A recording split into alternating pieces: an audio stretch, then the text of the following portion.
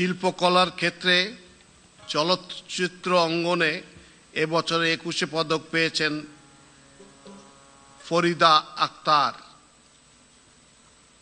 খুব বোঝা যাচ্ছে না বোধহয়, ওরফে ববিতা।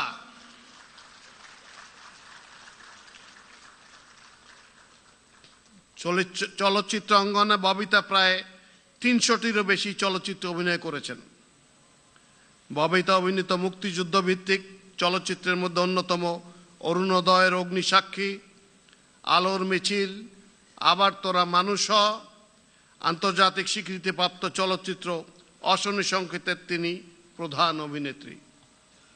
তিনি প্রায় 70টিরও বেশি জাতীয় ও আন্তর্জাতিক পুরস্কারে ভূষিত হয়েছেন।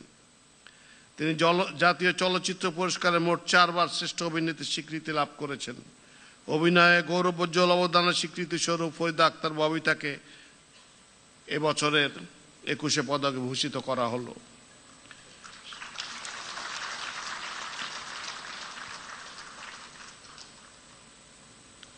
শিল্পকলা ক্ষেত্রে পদকপ্রাপ্ত ফরিদা আক্তার ববিতাকে মাননীয় প্রধান পণ্ডিতের নিকট হতে পদক গ্রহণ করার জন্য অনুরোধ জানাচ্ছি।